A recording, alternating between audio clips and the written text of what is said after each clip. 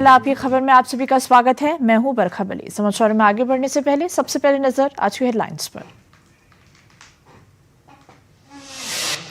गोरखपुर में मुख्यमंत्री योगी आदित्यनाथ ने विरासत गलियारे का किया निरीक्षण। 556 करोड़ रुपए की लागत से चौड़ीकरण, पार्किंग और सुविधाओं के दिए निर्देश। व्यापारियों को 100% मुआवजा देने का आश्वासन। वाराणसी में 7 नवंबर को पीएम मोदी के आगमन को लेकर तैयारियां जोरों पर। बाबतपुर बरेका मार्ग दुरुस्त, हेलीपैड निर्माण जारी। पीएम 8 नवंबर को काशी को देंगे वंदे भारत ट्रेन की सौगात। बदायूं में केंद्रीय राज्य मंत्री बीएल वर्मा ने सांप्रदायिक एकता का प्रतीक पश्चिमी उत्तर प्रदेश में मिनी कुंभ के नाम से प्रसिद्ध ककोड़ा मेले का किया उद्घाटन। श्रद्धालुओं से गंगा की स्वच्छता बनाए रखने की अपील की। कार्तिक पूर्णिमा के अवसर पर अयोध्या समेत गंगा तटों पर आस्था और भक्ति का उत्सव जारी। बड़ी संख्या में श्रद्धालु कर रहे हैं स्नान और अनुष्ठान। वाराणसी, हापुड़, प्रयागराज, डलमऊ में श्रद्धालुओं की भीड़। तो समाचारों में आगे बढ़ते हैं। गोरखपुर में मुख्यमंत्री योगी आदित्यनाथ ने विरासत गलियारे के निर्माण कार्य का निरीक्षण किया। निरीक्षण के दौरान मुख्यमंत्री ने व्यापारियों को 100% मुआवजा देने के लिए अधिकारियों को दिशा निर्देश दिया। मुख्यमंत्री ने विकास कार्यों का रोड मैप देखकर अधिकारियों से प्रगति का हाल जाना। इस दौरान पार्किंग और अन्य सुविधाओं के बारे में भी अधिकारियों को दिशा निर्देश दिए। धर्मशाला से पांडेहाता होते हुए नॉर्मल तक लगभग 3.50 किलोमीटर लंबे विरासत गलियारे के चौड़ीकरण का कार्य 556 करोड़ रुपए की लागत से हो रहा है। इस दौरान मुख्यमंत्री ने व्यापारियों से भी मुलाकात कर उनकी समस्याओं को सुना। महाराज जी आए थे निरीक्षण करने, व्यापारियों से मिलने, और महाराज जी ने कहा कि सारे व्यापारियों को मुआवजा मिल जाए 100% और काम में तेजी लाए। सार्थक रहा। महाराज जी ने यह भी कहा जो विस्थापित हो रहे हैं उसको स्थापित करने की व्यवस्था, क्योंकि पहले भी बोल चुके थे, उसकी व्यवस्था किया जाए। ये प्रोजेक्ट तो भविष्य का भविष्य है और यहाँ पे ये प्रोजेक्ट होने से विकास बढ़ेंगे। जो लोग यहाँ पे पहले मार्केट पांडेयाता का, घंटाघर का बहुत बड़ा मार्केट था, लेकिन जाम की वजह से लोग ये सारी मार्केट बोलकर अन्य जगह शिफ्ट हो गई थी। फिर से उम्मीद जग रही है कि लोग चौड़ी होंगे तो रोडें चौड़ी होंगी तो व्यापारी यहाँ पे आना प्रारंभ करेंगे। मंगलवार को वित्त मंत्री सुरेश खन्ना ने लोक भवन स्थित मीडिया सेंटर में प्रेस कॉन्फ्रेंस की।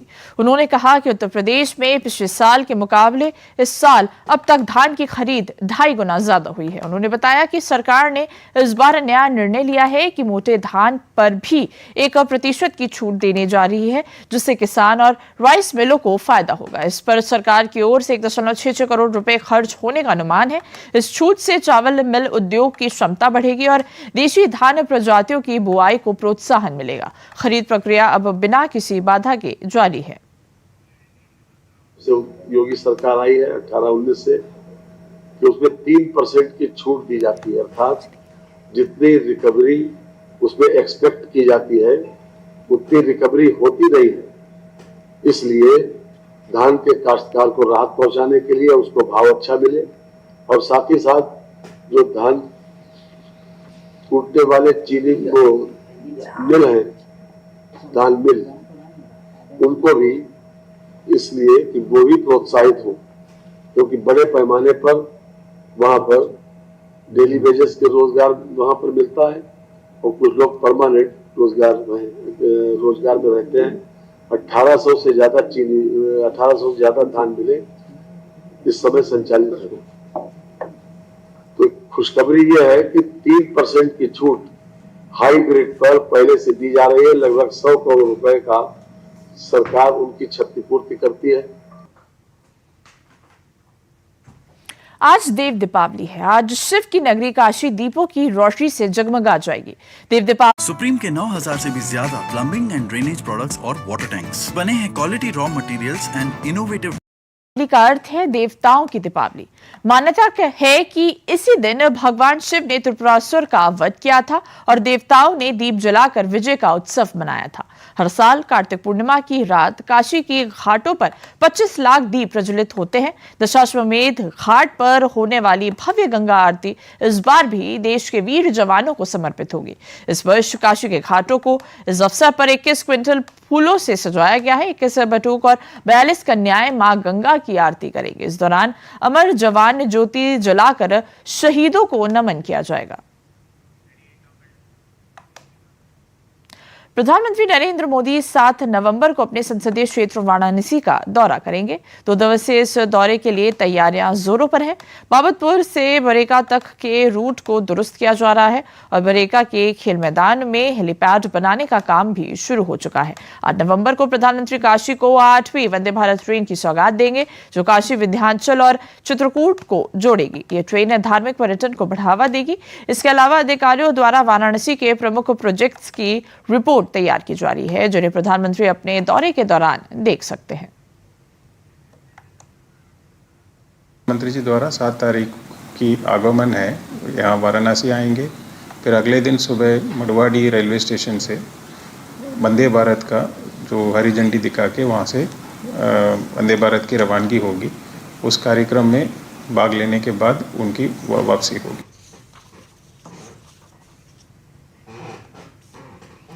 बीजेपी के वरिष्ठ नेता और पूर्व केंद्रीय मंत्री उमा भारती ने बुधवार को संगम तट से गंगा स्वच्छता और श्रद्धा संकल्प अभियान का आगाज किया। इस मौके पर हजारों गंगा भक्तों के साथ उमा भारती ने त्रिवेणी संगम में आस्था की डुबकी लगाई। इस मौके पर उमा भारती ने कहा कि उन्होंने 5 डुबकी गंगा में लगाई है। पहली डुबकी लगाकर पीएम मोदी और सीएम योगी का महाकुंभ के बेहतर आयोजन के लिए आभार जताया है। दूसरा, महाकुंभ के वैश्विक आयोजन में आने के लिए संत समाज का वंदन किया है। तीसरी डुबकी प्रयागराज वासियों के लिए लगाई गई है, क्योंकि महाकुंभ के दौरान प्रयागराज वासियों ने धैर्य और सद्भावना दिखाते हुए करोड़ों श्रद्धालुओं का स्वागत किया। उमा भारती ने चौथी डुबकी महाकुंभ में विश्व भर से आए श्रद्धालुओं के कल्याण के लिए लगाई। 5वीं डुबकी उन्होंने गंगा की निर्मलता और अविरलता बनाए रखने के लिए हमारी प्रतिबद्धता बनी रहे, इसके लिए लगाई है। सक्रिय राजनीति में कदम रखने और लोकसभा चुनाव लड़ने के बयान को लेकर कहा है कि इस बारे में मैंने मां गंगा से कुछ भी नहीं मांगा है, क्योंकि मां गंगा बिना मांगे ही सब कुछ दे देती हैं। पहली डुबकी मोदी जी, योगी जी को धन्यवाद दी अच्छे कुंभ की व्यवस्था की। दूसरी संत समाज की, जो यहाँ पधारे, गला खराब हो गया है। तीसरी डुबकी प्रयागराज वासियों की, जिनने इतनी सद्भावना दिखाई। चौथी डुबकी विश्व के आए हुए सभी श्रद्धालुओं के लिए, जो इतनी तपस्या करके करोड़ों की संख्या में आई। 5वीं डुबकी हमारी सबकी संकल्प की कि हम गंगा को अविरल और निर्मल और निरंतर गंगा सागर तक ले जाए। मैं तो लेती ही नहीं हूँ, मैं तो उन्हीं की हूँ, गंगा माँ की हूँ, आप लोगों की हूँ, भारतवर्ष की हूँ। मैं अलग से कुछ क्या बोलूँ जब मैं आप लोगों की हो चुकी, धरती की हो चुकी, नदियों, पहाड़ों और गंगा की हो चुकी।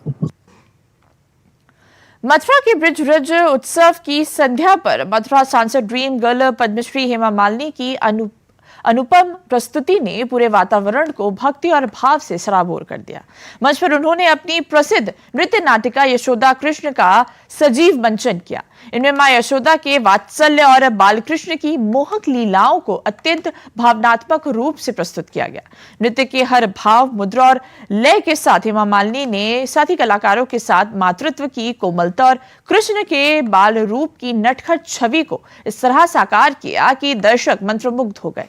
जब मंच पर कृष्ण माखन चुराते हैं और यशोदा उन्हें स्नेहपूर्वक डांटती दिखी, तो दृश्य इतना जीवंत लगा मानो गोकुल की गलियों का सजीव प्रसंग सामने आ गया है।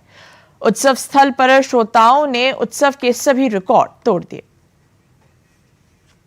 ब्रजरज उत्सव करते हुए इतना आनंद हो रहा है कि मैं बता नहीं सकती हूँ। ऊपर से हम आज यशोदा कृष्ण का पूरा प्रस्तुति किया है और अलग अलग स्टेज के छोटा भगवान कृष्ण का साथ करने का अवसर मिला, तो बहुत ही एक इमोशनल फीलिंग हो रहा था। एज ए मदर यशोदा का role, it's a very beautiful role, वो मुझे करने को मिला। ये देखिए कितने सुंदर बच्चे हैं ये लोग, इन सबको ट्रेनिंग करके दिया। एंड देन ब्रजरज उत्सव हमारी कला, संस्कृति, परंपरा को आगे बढ़ाने का एक उद्देश्य के साथ ये किया जा रहा है। देखिए, जो ब्रज की संस्कृति है, अगर उसमें भगवान कृष्ण की बात न करें, माँ यशोदा की बात न करें, माँ राधा की बात न करें, तो शायद बात अधूरी रहती है। जो ब्रजरज महोत्सव 26 अक्टूबर से शुरू हुआ था, आज समापन से तकनीकी रूप से समापन से एक दिन पूर्व का दिवस था और आज यहाँ पर आपने देखा होगा कि बहुत ही अच्छी प्रस्तुति यशोदा कृष्ण की दी गई, जिसमें हमारी सांसद जी ने माँ यशोदा का रोल प्ले किया। बाकी कलाकारों ने चाहे कान्हा के रूप में रहे हों, चाहे अन्य कलाकार रहे हों, सभी लोगों ने बड़ी अच्छी प्रस्तुति की और जो दर्शक थे उन लोगों ने भी पूरे कार्यक्रम को एंजॉय किया। आदरणीय मुख्यमंत्री जी की प्रेरणा से ब्रज रज महोत्सव का ये जो आयोजन हुआ, आज इसकी सबसे महत्वपूर्ण प्रस्तुति हमारी परमादरणीय सांसद मैम के द्वारा की गई और इसमें लगभग 10-20 हजार से ज्यादा भीड़ रही और ये बहुत ही सफल महोत्सव रहा और अगले वर्ष हम इसको वैश्विक लेवल का महोत्सव बनाएंगे। इसी प्रेरणा के साथ मैं सभी यहाँ की जनता जनार्दन का सबको धन्यवाद देता हूँ। आज भगवान श्री कृष्ण की पावन जन्मस्थली पर भारतीय संस्कृति और ब्रज की संस्कृति, कला और शिल्प कला को अद्भुत समागम के रूप में बढ़ाने के लिए ये ब्रजरज उत्सव जो पिछले 5 वर्षों से आयोजित हो रहा है। कोविड महामारी के दौरान माता पिता खो चुके बच्चों के लिए मुख्यमंत्री बाल सेवा योजना एक आशा की किरण बनकर सामने आई है। इस योजना के तहत फतेहपुर जिले के 78 बेसहारा बच्चों को हर महीने 4,000 रुपए की आर्थिक सहायता मिल रही है, जिससे उनकी शिक्षा और भरण पोषण की समस्याएं हल हो रही हैं। मुख्यमंत्री बाल सेवा योजना अनाथ बच्चों के लिए उम्मीद की किरण बनकर उभरी है। इस योजना ने उन बच्चों की जिंदगी में नई रोशनी जलाई है जिन्होंने कोविड काल में अपने माता पिता या किसी एक को खो दिया था। जनपद फतेहपुर में ऐसे 78 बच्चों को हर महीने 4,000 रुपए की आर्थिक मदद दी जा रही है ताकि उनकी शिक्षा और भरण पोषण में कोई समस्या ना हो। ये योजना न केवल उनके जीवन स्तर को सुधार रही है बल्कि उनके भीतर आत्मविश्वास और नई उम्मीदें जगा रही है। योजना से लाभान्वित बच्चों के चेहरे पर मुस्कान लौट आई है और वे अब आत्मनिर्भर जीवन की ओर बढ़ रहे हैं। अब वे भी सपने देखने और उन्हें साकार करने की राह पर हैं। देखिए, कोविड के दौरान जो भी बच्चे अपने माता पिता या दोनों में से अगर उनके दोनों भी माता पिता की मृत्यु हो गई थी, उसमें माननीय मुख्यमंत्री जी ने बच्चों के शिक्षा और उनके संबल, उनको संरक्षण के लिए मुख्यमंत्री बाल सेवा योजना कोविड लागू की थी, जिसमें प्रत्येक बच्चे को 4,000 रुपये प्रति माह के हिसाब से लाभ प्रदान किया जा रहा था। इस योजना का मुख्य उद्देश्य यह था कि जो तात्कालिक रूप से उनके सामने एक समस्या थी, एक आर्थिक समस्या उत्पन्न हुई थी, ताकि उनको उन चीज़ों से निकाला जा सके और बच्चे हमारे शिक्षा की मुख्य धारा में जुड़े रहें और उनका जो है संरक्षण और संबल उनको प्रदान किया जा सके। जिले के शहर क्षेत्र हीरालाल नगर बख्शपुर के रहने वाले LIC एजेंट वासुदेव प्रसाद की 2021 में कोरोना से मौत हो गई थी, जो अपने पीछे पत्नी और 4 बच्चों को छोड़ गए थे। जिस समय उनकी मौत हुई उस समय उनकी बड़ी बेटी अनामिका देवी की शादी होनी थी। समाज सेवियों की मदद से शादी तो हो गई, लेकिन उसके बाद पूरे परिवार की जिम्मेदारी उनकी छोटी बहन अनुराधा देवी पर पड़ गई। अब इस योजना के तहत दोनों भाई बहनों को प्रत्येक महीने 4-4 हजार रुपए का लाभ मिल रहा है। हमें मुख्यमंत्री की जो बाल सेवा योजना है उसे काफी हेल्प मिली है और हम आगे पढ़ पा रहे हैं। मुख्यमंत्री जी की जो बाल सेवा योजना है उसके जरिए हमारे घर की दयनीय स्थिति में बहुत परिवर्तन हुआ है, जिसकी वजह से हमारी घर का जो पढ़ाई लिखाई का बच्चों का रूटीन था वो बहुत अच्छा हो गया है और ठीक ठाक हमारे घर के बच्चे पढ़ पा रहे हैं। बाल विकास सेवा योजना है, इससे हम लोग के घर पढ़ाई लिखाई काफ़ी अच्छी चल रही है, हम लोग की दयनीय स्थिति काफ़ी सुधार आया है।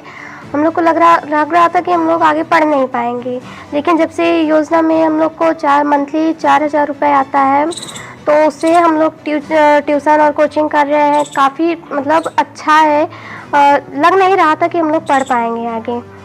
ऐसा ही एक और मामला फतेहपुर जिले के असोथर ब्लॉक के कंधिया गांव के रहने वाले विपिन कुमार श्रीवास्तव का है, जो पुणे में रहकर प्राइवेट नौकरी करते थे और जिनकी 2021 में कोरोना के कारण मौत हो गई।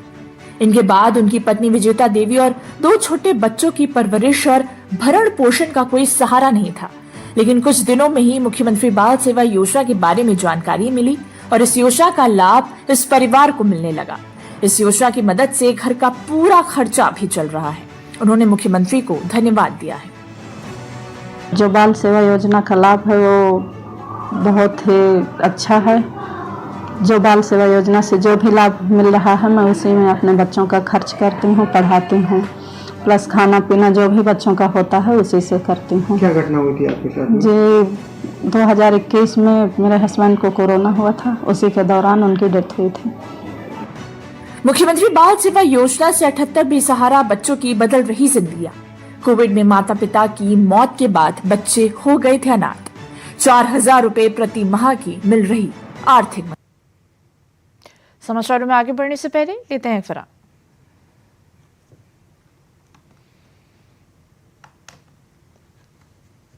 जल्दी टिफिन पैक करो।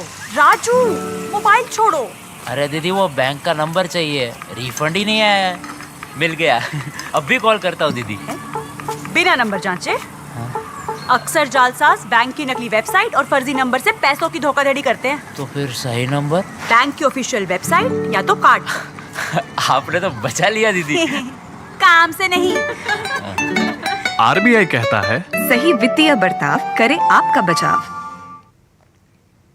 समाचारों में आगे बढ़ते हैं। उत्तर प्रदेश में निर्वाचन आयोग द्वारा 4 नवंबर से मतदाता सूची का विशेष प्रगाढ़ पुनरीक्षण अभियान 2026 शुरू किया गया है, जो 4 दिसंबर 2025 तक चलेगा। प्रयागराज जनपद के जिलाधिकारी ने जानकारी देते हुए बताया कि निर्वाचन आयोग के दिशा निर्देश पर इस अभियान के तहत बूथ लेवल अधिकारी घर घर जाकर मतदाताओं को प्रिंटेड गणना प्रपत्र उपलब्ध कराएंगे। बीएलओ मतदाताओं को फॉर्म भरने में मार्गदर्शन भी करेंगे। सभी मतदाताओं से अपील की गई है कि वे गणना प्रपत्र भरकर हस्ताक्षर सहित बीएलओ को सौंपे और प्राप्ति रसीद लें। मतदाता voters.eci.gov.in से फॉर्म डाउनलोड भी कर सकते हैं। किसी भी जानकारी या समस्या के समाधान के लिए टोल फ्री नंबर 1950 और टोल फ्री नंबर 0532 2644 पर संपर्क कर सकते हैं। देखिए SIR का काम हमारा शुरू हो चुका है। 4 तारीख से डोर टू डोर विजिट करने का प्रोग्राम था। वो सारे BLOs की ट्रेनिंग करने के पश्चात उनको काम पे लगाया जा चुका है। अभी वो मैपिंग का काम कर रहे हैं कि जिनकी 2003 में वोटर लिस्ट में नाम था उनको चिन्हित कर रहे हैं और साथ ही साथ फॉर्म का वितरण का भी कार्य कर रहे हैं। होपफुली अगले 1 सप्ताह में हम लोग फॉर्म जो वितरित होने हैं उनका वितरण का काम कर लेंगे। ये हालांकि पूरे महीना चलना है, तो उस कार्य के लिए अभी वही समीक्षा चल रही थी एक ERO वाइज। जहाँ पे काम कम है या कोई दिक्कत आ रही है उसको हम लोग रिजॉल्व कर रहे हैं। 2-3 दिनों में सारी चीज़ें रिजॉल्व हो जाएंगी। एक बार ये डोर टू डोर सत्यापन हो जाए और एनुमरेशन फॉर्म बढ़ जाएगा, उसके बाद फिर ड्राफ्ट रोल का प्रकाशन होगा और उसके बाद जो आपत्तियाँ आएंगी उनमें और जो ERO को जो निर्देश दिया गया है भारतीय निर्वाचन आयोग का, उसके अनुसार नोटिस जारी करके और फिर आगे कार्यवाही होगी। बदायूं में सांप्रदायिक एकता का प्रतीक पश्चिमी उत्तर प्रदेश में मिनी कुंभ के नाम से प्रसिद्ध ककोड़ा मेले का उद्घाटन केंद्रीय राज्य मंत्री BL वर्मा ने किया। इस अवसर पर उन्होंने जनप्रतिनिधियों के साथ विभिन्न विभागों द्वारा लगाई गई प्रदर्शनी का अवलोकन किया। उन्होंने कहा कि इस मेले को राजकीय मेला घोषित करने के लिए और आवश्यक सुविधाएं मुहैया कराने के लिए वे प्रयास कर रहे हैं। उन्हें उम्मीद है कि उनका ये प्रयास सफल होगा। उन्होंने कार्तिक पूर्णिमा के अवसर पर गंगा स्नान करने आए श्रद्धालुओं को बहुत बहुत शुभकामनाएं दी और गंगा स्नान करने आने वाले श्रद्धालुओं से अपील की कि वह गंगा को स्वच्छ बनाए रखने में अपना योगदान दे।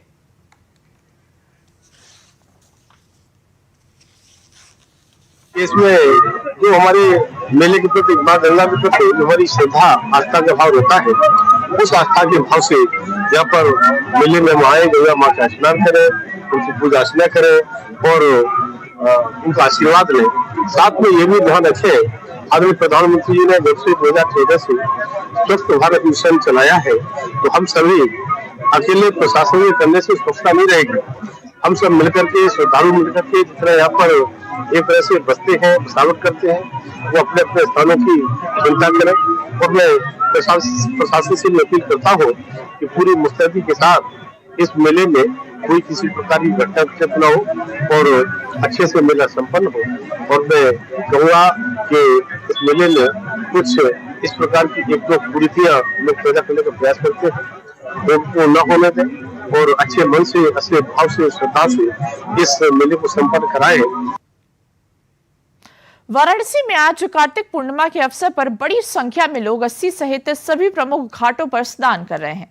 कहा जाता है कि पूरे कार्तिक माह जो भी व्यक्ति स्नान नहीं कर पाता, अगर वो कार्तिक पूर्णिमा के दिन स्नान कर ले तो एक माह स्नान के बराबर फल मिलता है। इसी मान्यता को लेकर बड़ी संख्या में आज लोग गंगा स्नान कर रहे हैं। आज के दिन स्नान, ध्यान और दान का विशेष महत्व बताया गया है। उसके साथ ही लोग दीपदान भी कर रहे हैं। स्नान कर रही श्रद्धालु संध्या मिश्रा ने बताया कि आज के दिन स्नान करना पूरे एक महीने कार्तिक किसान के बराबर माना जाता है। इसी मान्यता को लेकर वे यहां पर स्नान करने आई हैं। वहीं घाट के तीर्थ पुरोहित महक पांडे ने बताया कि मयंक पूरे कार्तिक मार्ग में गंगा स्नान के साथ ही भगवान विष्णु की आराधना का विशेष महत्व है।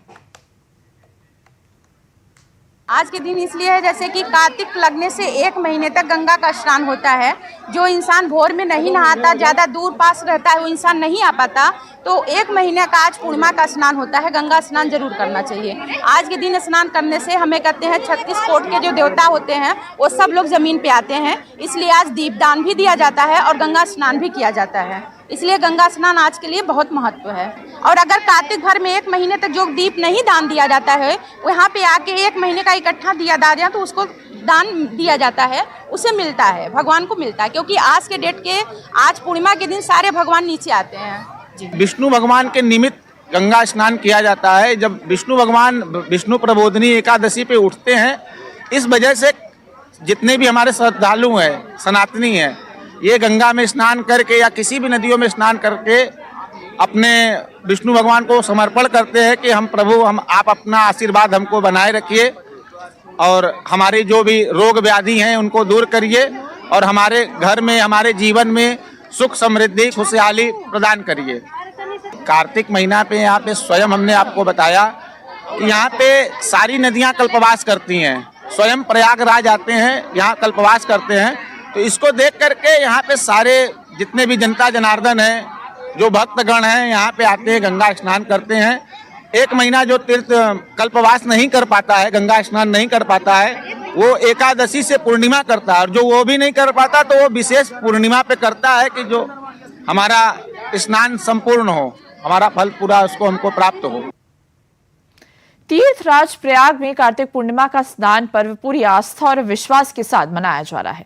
प्रयागराज की कार्तिक मेले में आज सुबह से ही भारी भीड़ स्नान, दान, पूजा अर्चन करने के लिए जुटी रही है। कार्तिक पूर्णिमा स्नान पर्व पर प्रयागराज जिले के अलावा दूर दूर से भी लोग यहां स्नान करने आते हैं। सुबह से ही लाखों श्रद्धालु स्नान करने पहुंच रहे हैं। इस मौके पर तीर्थ पुरोहित जितेंद्र कुमार जोशी ने बताया कि कार्तिक माह पूरे एक महीने तक चलने वाले इस शर्मा, आपने सुना क्या? क्या सुना? क्या हुआ? Tell me. NetMeds is giving medicines at the lowest prices ever. Yes, that's true. Save 24% on medicines. Use code EXTRA10. Hurry. Shop now. समाचारों का रुख करने से पहले लेते हैं विराम।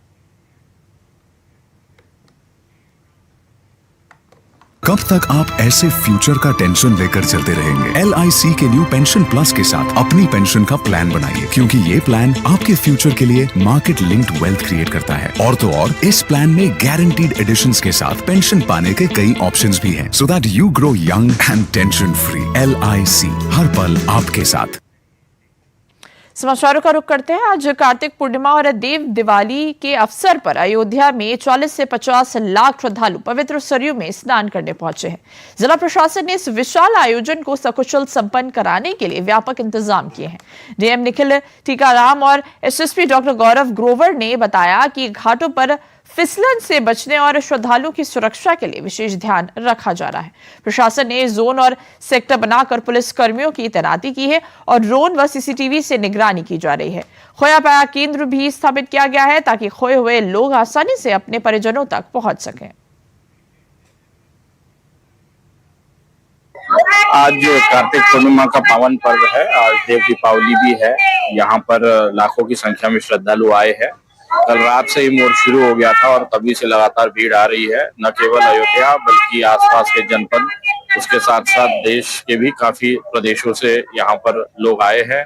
सरयू जी का स्नान कर रहे हैं, मंदिरों के दर्शन कर रहे हैं और पूरे अयोध्या धाम को हमने इसी दृष्टिगत एक व्यापक बंदोबस्त में डिवाइड किया है। यहाँ पर जोन और सेक्टर में सभी अधिकारियों को तैनात किया है। पुलिस और मजिस्ट्रेट्स की काफी बड़ी संख्या में ड्यूटी लगाई गई है।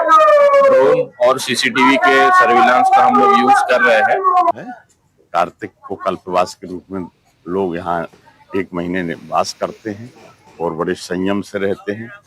व्रत आहार नहीं लेकर के फरार कर करके 1 महीने दीपदान करते हैं, नित्य सरयू का दीपदान करते हैं और आकाश दीपक अयोध्या में जलाए जाते हैं। और आज के दिन सभी लोग देव दीपावली के रूप में मनाएंगे, जो पूरे देश में आज दीपदान करके अपने पुण्य के भागी बनेंगे। आज अयोध्या में कोने कोने से श्रद्धालुओं का जनसैलाब उमड़ा हुआ है। आज कार्तिक पूर्णिमा का स्नान हमारे अयोध्या जी में चल रहा है। इसमें लोग 1 महीने कल्प वास करते हैं और कल्प वासियों का भी आज भगवान की कृपा से उनकी तपस्या पूरी हुई। इस कार्तिक महीना में भगवान 4 महीने के लिए क्षीर सागर में सोने के लिए चले जाते हैं। इसी कार्तिक महीना भगवान देवोत्थान एकादशी के दिन उठ जाते हैं, जिसमें परिक्रमा अयोध्या में शुरू हो जाता है। स्नान करने में बहुत बड़ी व्यवस्था है, काफी भीड़ भी है, पब्लिक की उम्र बहुत है। हर्षोल्लास के साथ मनाया जा रहा है कार्तिक पूर्णिमा माह का बहुत ही बड़ा आयोजन किया हुआ है। समाचारों में अभी के लिए बस इतना ही। मुझे दीजिए इजाजत। नमस्कार।